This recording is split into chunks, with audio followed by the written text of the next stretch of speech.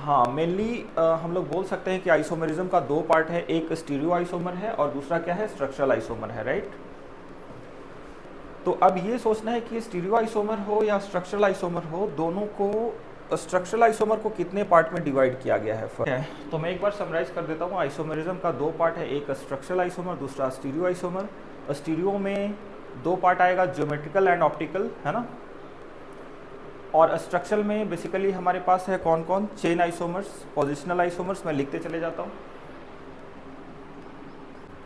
So we can say that हमारे पास structural isomerism में टोटल कितने टाइप हैं, 6 टाइप, राइट। अब आ जाते हैं इधर में, ये वाला जो पार्ट था इसको बोलते हैं स्ट्रक्चरल। ये किस टाइप में आ गया, स्ट्रक्चरल वाले फॉर्म में। All these are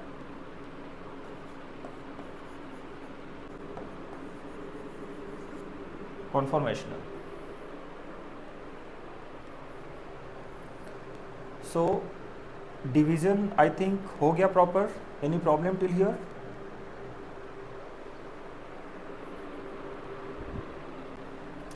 This is showing metamerism. Let me write down here.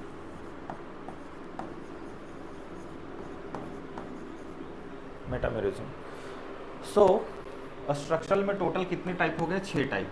1 2 3 4 5 and then 6, right. तो हम लोग क्या करेंगे, 6 का 6 सबका एक एक एग्जाम्पल करेंगे और डेफिनेशन लिखने की ज़रूरत शायद नहीं है ना। तो सबका एक एक एग्जाम्पल कर लेंगे and then will try to understand the difference between configurational and conformational, है ना। So this is the fundamental division of the isomerism, structural and stereo isomer. So let's try to understand the structural isomerism first. Chain, basically this is a pentane. This is what, pentane. तो pentane है, एक chain बना रहा है। अब इस chain को अगर हमने ब्रेक डाउन कर दिया तो ये क्या बनाएगा, चेन आइसोमेरिज्म, है ना। तो इसका अगर हमने पेरेंट चेन को ब्रेक डाउन कर दिया, आप देख सकते हैं कि ये हमारा पेरेंट चेन है।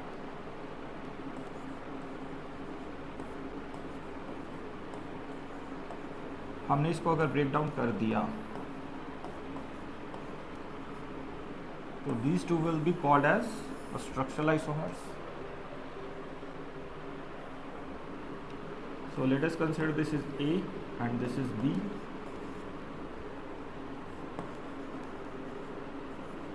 Here A and B are called as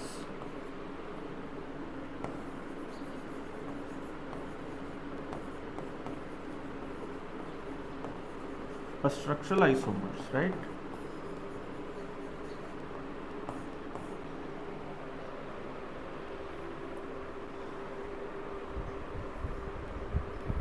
any problem? तो पेरेंट चेन का अगर मेन स्ट्रक्चर ब्रेकडाउन हो रहा है तो उसको क्या बोलेंगे, chain isomers. Do we need more examples और इट इज क्लियर, है ना, it's clear. So the next वाला जो था हमारा वो कौन सा आइसोमेरिज्म था, कैन यू टेल मी? या राइट। तो इसमें मेन जो पेरेंट चेन होगा वो सेम रहेगा, सिर्फ सब्स्टिट्यूएंट का पोजीशन चेंज होता जाएगा, राइट। तो that will be called as position, या even pi bond position can change, exactly.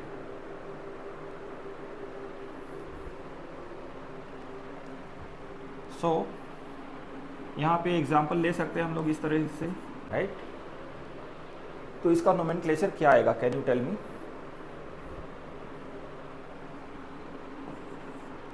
Three methyl octane. अब हम लोग क्या करेंगे, थर्ड वाला जो पोजीशन है उसको चेंज कर देंगे, है ना। थर्ड वाले पोजीशन को क्या हम लोग चेंज करके फोर्थ पे पहुंचा सकते हैं।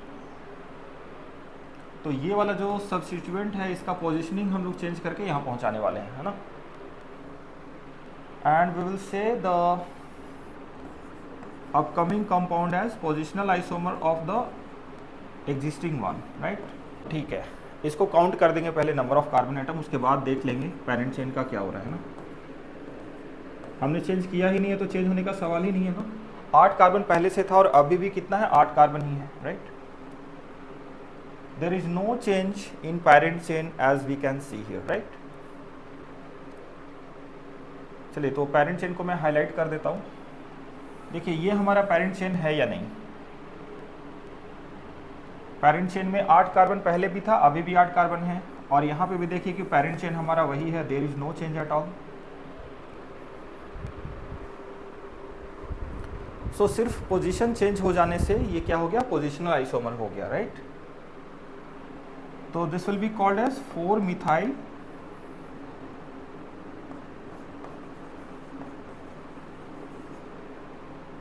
octane, है ना। We can consider one or two more example of positional isomers because little bit always there it is little bit confusing कि positional isomer में बहुत ज़्यादा confusion रहता है always कि क्या ये positional isomer है या नहीं है, how to identify, है ना।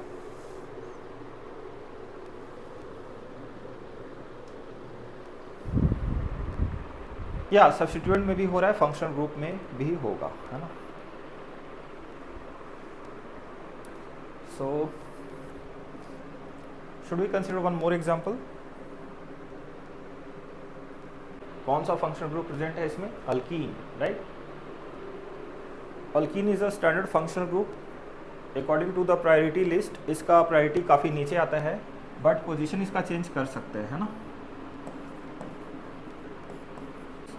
So the previous one is what, that is 2-हेक्सीन, राइट।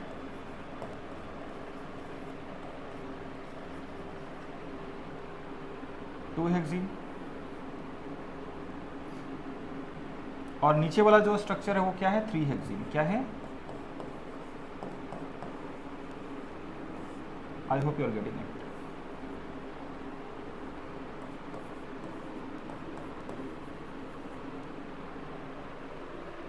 नहीं, पैरेंट चेन हम मान रहे हैं, पाई को हटा दीजिए, सारे सिग्मा बॉन्ड के साथ जो आ रहे हैं उसको हम पैरेंट चेन एज्यूम कर रहे हैं ना।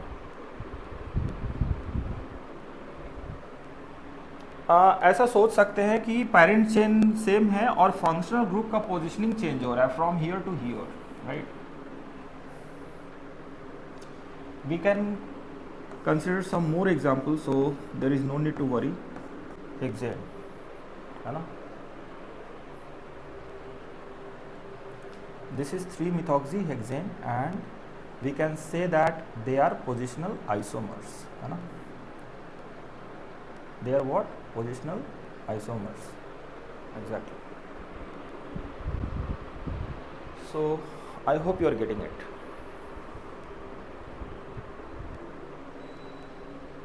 So next वाला टाइप क्या था,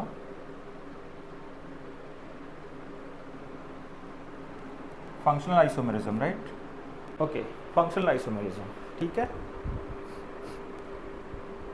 फंक्शनल आइसोमेरिज्म में क्या होगा कि कोई भी जो एग्जिस्टिंग फंक्शनल ग्रुप है वो अगर किसी दूसरे फंक्शनल ग्रुप में चेंज हो रहा है तो उसको क्या बोलेंगे, फंक्शनल आइसोमेरिज्म, राइट।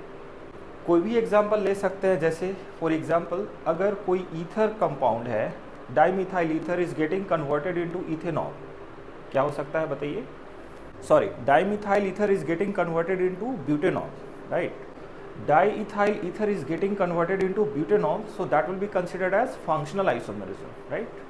क्यों हुआ functional isomerism changes, आप समझ रहे हैं बात को।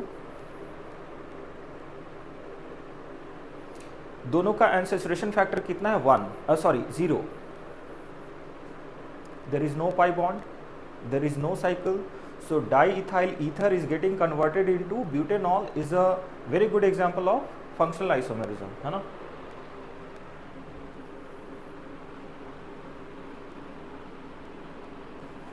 So such kind of isomerism is called as functional isomerism, है ना।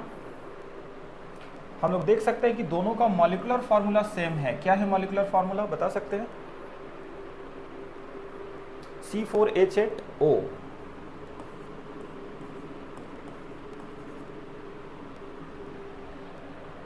Sorry C4H10O।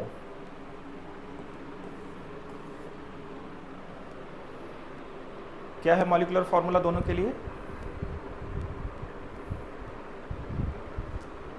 या इसका अगर एन सैचुरेशन फैक्टर देखेंगे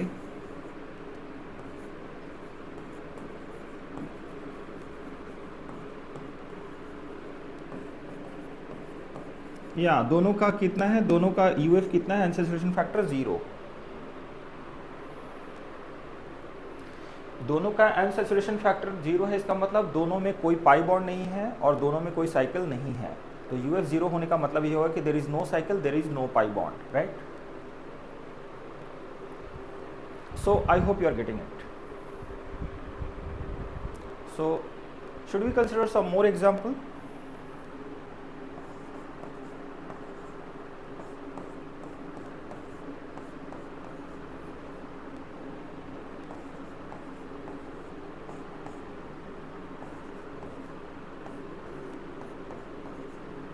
Here it is aldehyde,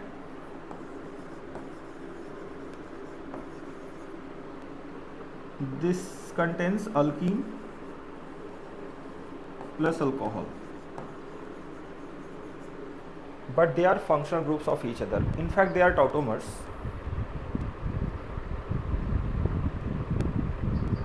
But can we say this is a functional isomer as well?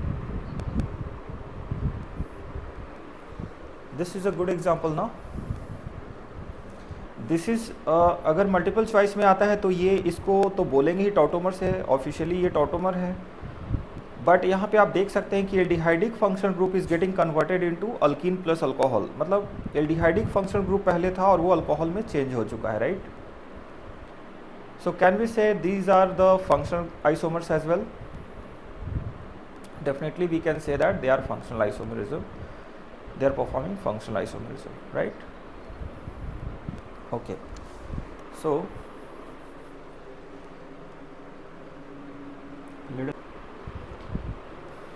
these two compounds are functional isomers of each other, as well as we can say that they are tautomers of each other as well. Because one shift में नहीं तो दो shift में तो possible ही होगा। तो for now let's say these are functional isomers, क्योंकि टाउटोमरिज्म पे काफ़ी डिस्कशन हमने कर लिया है ऑलरेडी। सो ये टाउटोमर तो है ही, बट यहाँ पे किसका डिस्कशन हो रहा है? Functional isomer, right.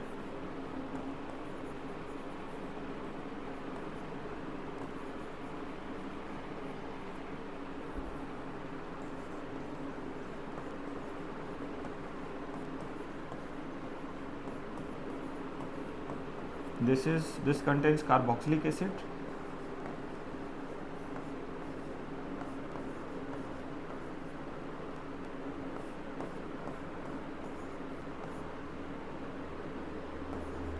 क्या ये दोनों फंक्शनल आइसोमर है?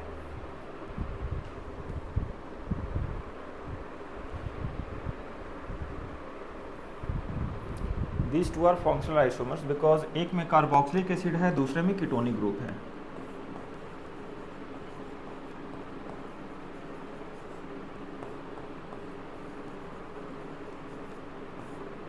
So these two are functional isomers of each other, right? So what is the next one?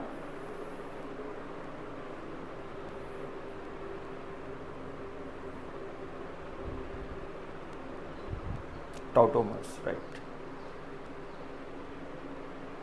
Tautomers usually they maintain equilibrium between them.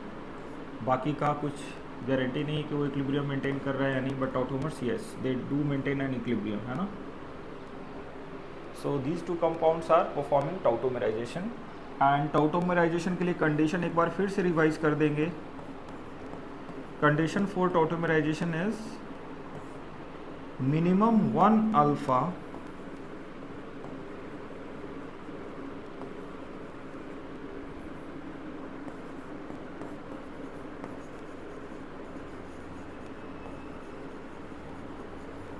Should be there. एक alpha hydrogen is mandatory, एक से ज़्यादा हुआ तो कोई problem नहीं है ना, मिनिमम एक तो होना ही चाहिए।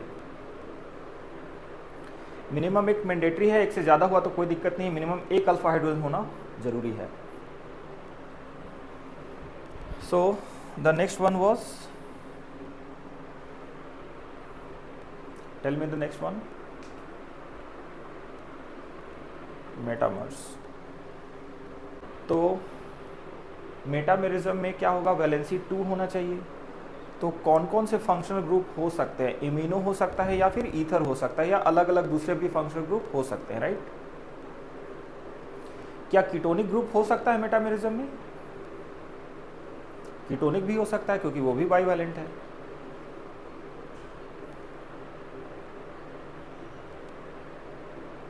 सारे कंडीशंस जो आपने डेफिनेशन में बोला, there should be a bivalent function group and there should be different number of carbon atom to the functional groups, right. So अगर वो कंडीशन फुलफिल हो रहा है तो वो क्या होगा? फंक्शनल आइसोमेरिज्म हो जाएगा, right. I hope you are getting it. ये दोनों क्या हैं? एक दूसरे के मेटामर्स है, राइट।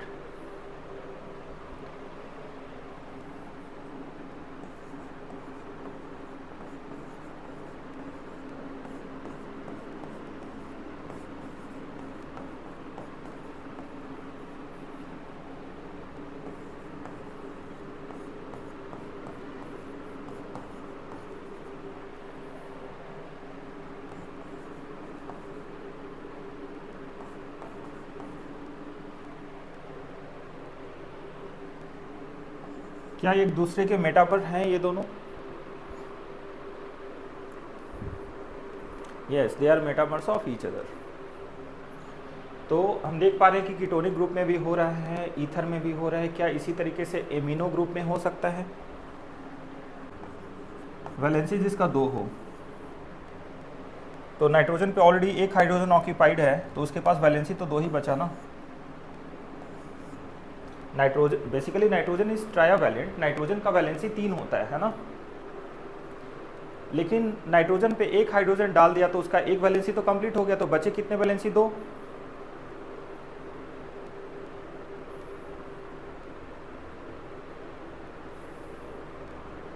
या 2 साइड्स। और NH अगर हमने कंसीडर किया, अगर नाइट्रोजन ले लेते हम लोग टर्शियरी वाला अगर हमने ले लिया तो उसमें भी हो जाता है एक्चुअली, वो भी मैं एग्जांपल आपको दिखा दूंगा। यहाँ पे फिलहाल ये दोनों कर रहे हैं, क्या कर रहे हैं? मेटामेरिज्म। क्या कर रहे हैं? Metamerism. So these 2 are the example of metamers.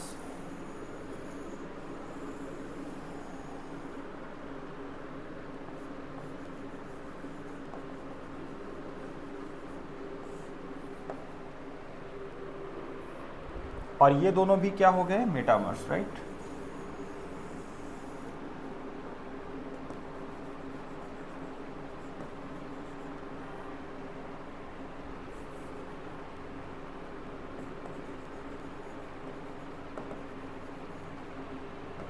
Any problem?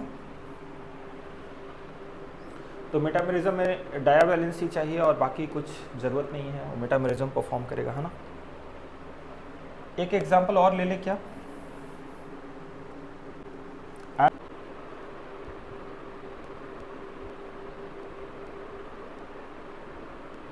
Valency nitrogen का यहाँ पे 2 है ना, क्योंकि CH3 तो उसके साथ अटैच्ड है, तो वैलेंसीज का 2 ही रह गया, राइट।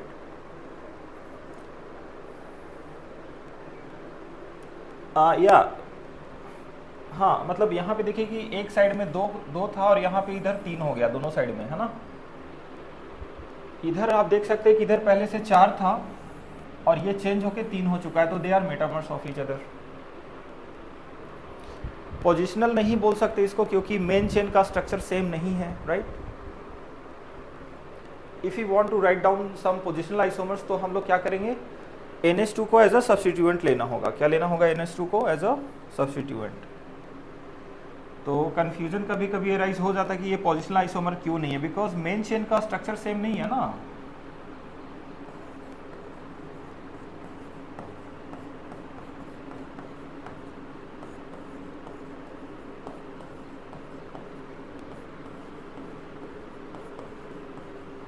ध्यान दीजिए कि अगर ऐसा पोजीशन है तो इसका पोजीशनिंग यहाँ पे है, अगर नंबरिंग कर दे इसका, और इसको सेकंड पोजीशन से थर्ड पे पहुंचा दे। कहाँ पहुंचा दें?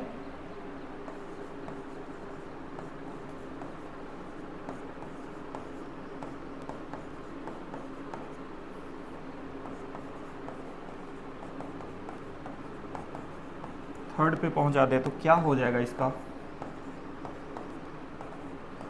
क्या ये पोजिशनल आइसोमर नहीं है? दिस इज पोजिशनल आइसोमर क्योंकि पोजीशन 2 से 3 में चेंज हो चुका है. सो this is not metamer. Positional जो कि ऑलरेडी हमने कवर कर लिया है, this is not metamer. These are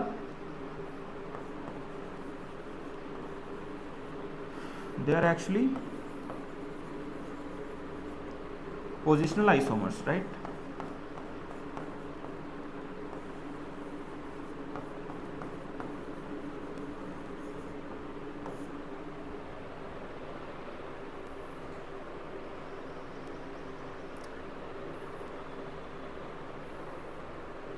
I hope you are getting it. So they are positional isomers. So anyone remaining? तो दोनों का मॉलिक्यूलर फार्मूला हम लोग देख सकते हैं कि C6H12 ही है. तो रिंग का साइज एक का बड़ा है, 6 मेंबर रिंग है, और दूसरे का रिंग साइज छोटा है, 5 मेंबर रिंग है. Hence we can say that they are ring chain isomers.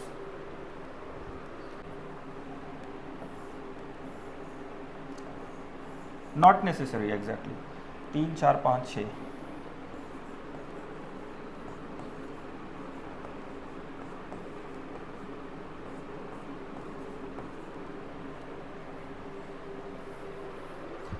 नहीं, रिंग का साइज होना जरूरी है. आप देख लीजिएगा कहीं भी डेफिनेशन, रिंग का साइज कम या ज़्यादा होगा, क्योंकि बिल्कुल असाइक्लिक कर देंगे तो फंक्शनल केस का, फंक्शनल ग्रुप का प्रॉब्लम उठ सकता है इसमें.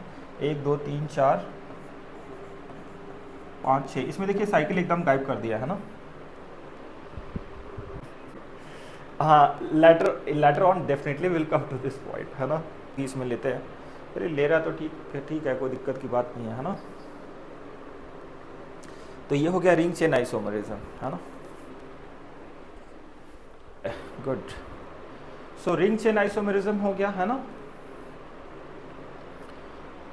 सो अब इसमें कोई प्रॉब्लम वाली बात नहीं है. रिंग चेन आइसोमर था, एज पर द डेफिनेशन ये होना चाहिए ring chain isomer. But question थोड़ा ये उठ सकता है यहाँ पे, 1 मिनट के लिए जरूर हम लोग मेंशन कर देंगे कि क्या ये फंक्शनल आइसोमरिज्म है या नहीं. तो वो क्वेश्चन मार्क ही रहने देंगे एंड थोड़ा आगे बढ़ जाएंगे अभी हम, है ना. Okay, so let's move on. अब हम लोग आ जाते हैं जो सबसे ज़्यादा इम्पॉर्टेंट है. एक्चुअली आप देखेंगे तो आईआईटी पिछले 5 या 6 सालों में लगातार, या मे बी मैं 10 साल भी बोलूँ तो कोई गलत नहीं होगा, आप क्वेश्चन बैंक तलाश लीजिए, एक भी क्वेश्चन स्ट्रक्चरल आइसोमरिज्म से नहीं पूछा है ना. शायद ऐसा बोल सकते हैं, उसको इंटरेस्ट ही नहीं है. उसको पता है कि शायद ये रट्टा बेस्ड कॉन्सेप्ट है, जिसने अच्छे से रट्टा मारा है वो आंसर कर पाएगा, जिसने अच्छे से रट्टा नहीं मारा उसको आंसर शायद नहीं कर पाएगा. तो शायद ये भी वजह हो सकता है कि वो सवाल, ये स्ट्रक्चरल आइसोमरिज्म से सवाल पूछता नहीं है यूजुअली.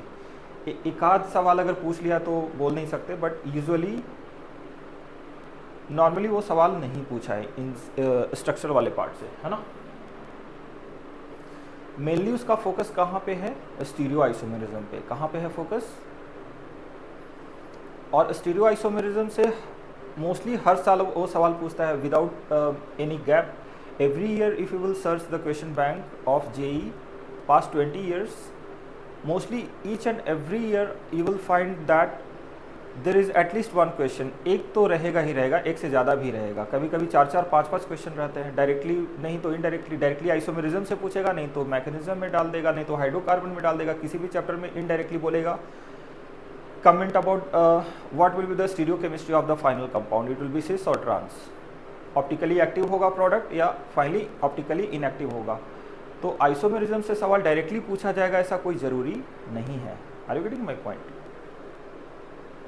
आइसोमरिज्म को पूछने का n नंबर ऑफ वेज हो सकता है, वो पूछ लेगा. हाइड्रोकार्बन में भी जाके वो पूछ लेगा कि आइसोमरिज्म हो रहा है इसमें या नहीं हो रहा है. आइसोमरिज्म में to be specific we are talking about stereo isomerism, right. तो सवाल कैसे पूछा जा सकता है. हाइड्रोकार्बन में जाके पूछ लेगा कि यहाँ पे स्टीरियो आइसोमरिज्म दिखा रहा है या नहीं.